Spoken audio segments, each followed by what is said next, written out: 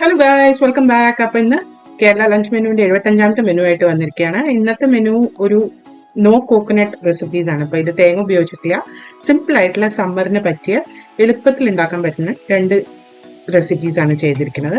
ഒന്ന് പടവലങ്ങ ഉപയോഗിച്ചിട്ടും മറ്റേത് ചേമ്പ് ഉപയോഗിച്ചിട്ടുമാണ്. അപ്പൊ ഇതിന്റെ റെസിപ്പി ലിങ്ക് താഴെ കൊടുത്തിട്ടുണ്ട്.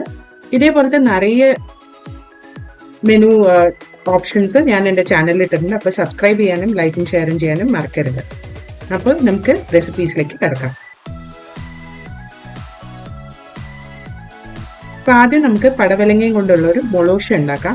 അപ്പോൾ ഇതിനായിട്ട് തുവരപ്പരിപ്പ് ഒരു പ്രഷർ കുക്കറിൽ ഞാൻ എടുത്തിട്ടുണ്ട്. അത് വേകാൻ ആവശ്യമുള്ള വെള്ളം എടുത്തിട്ടുണ്ട്. ഇനി ഇതിലേക്ക് പടവലങ്ങ ഇങ്ങനെ ചെറുതായിട്ട് കട്ട് ചെയ്തതും പച്ചമുളക് ചീന്തിയതും കൂടി നമുക്ക് ആഡ് ചെയ്ത് കൊടുക്കാം. ഇതിൻ്റെ ഒപ്പം തന്നെ നമുക്ക് കുറച്ച് മഞ്ഞൾപ്പൊടി ചേർത്ത് കൊടുക്കണം. അപ്പോൾ കുറച്ച് മഞ്ഞൾപ്പൊടിയും പിന്നെ കറിക്ക് ആവശ്യമുള്ള ഉപ്പും ചേർത്ത് കൊടുക്കാം. ഇനി ഇത് നമുക്ക് അടച്ചു വെച്ചിട്ട് പ്രഷർ കുക്ക് ചെയ്തെടുക്കണം. അതിന് മുമ്പ് നമുക്കൊന്ന് ഇളക്കി എല്ലാം കൂടി ഒന്ന് നന്നായി മിക്സ് ചെയ്ത് കൊടുക്കാം. ഇനി ഇത് 2 വിസിലിന് ഹൈ ഫ്ലെയിമിൽ പ്രഷർ കുക്ക് ചെയ്തെടുക്കാം. അപ്പോൾ പ്രഷർ മുഴുവൻ പോയതിന് ശേഷം ഞാനത് തുറന്നിട്ട് തിരിച്ചു അടുപ്പത്ത് വെച്ചിട്ടുണ്ട്. ഇതൊന്ന് ഒരു തിള വരുന്നവരെ നമുക്കൊന്ന് കുക്ക് ചെയ്തെടുക്കാം. അത് കഴിയുമ്പോൾ അതിലേക്ക് കുറച്ച് വെളിച്ചെണ്ണ ഒഴിച്ചു കൊടുക്കുക. അത് നന്നായിട്ട് മിക്സ് ചെയ്യുക.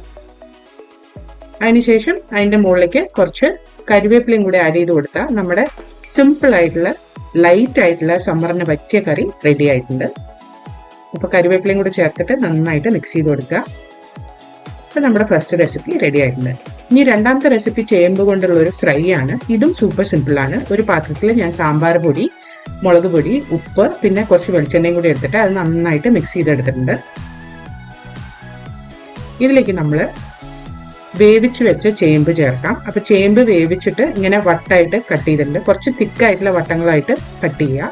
എന്നിട്ട് നമ്മൾ ഈ മാരിനേഷനിലേക്ക് ഇത് ഇട്ടിട്ട് നന്നായിട്ടൊന്ന് മിക്സ് ചെയ്തെടുക്കാം.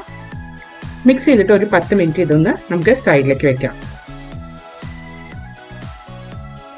അപ്പോൾ ഇനി ചെയ്യേണ്ടതെന്ന് വെച്ചാൽ ഇത് ഫ്രൈ ചെയ്തെടുക്കുകയാണ്. അപ്പോൾ നമുക്ക് ഷാലോ ഫ്രൈ ചെയ്യാം. അതിനായിട്ട് മീഡിയം ഫ്ലെയിമിൽ കുറച്ച് വെളിച്ചെണ്ണ ചൂടാക്കി അതിൽ കരിവേപ്പില ഇട്ട് പൊട്ടിച്ചിട്ടുണ്ട്. ഇനി നമ്മൾ ഈ മാരിനേറ്റ് ചെയ്ത ചേമ്പിലേക്ക് കുറച്ച് അരിപ്പൊടി ചേർത്ത് കൊടുക്കാം. പുട്ടുപൊടിയോ അല്ലെങ്കിൽ ഇടിയപ്പപ്പൊടിയോ അതായാലും മതി.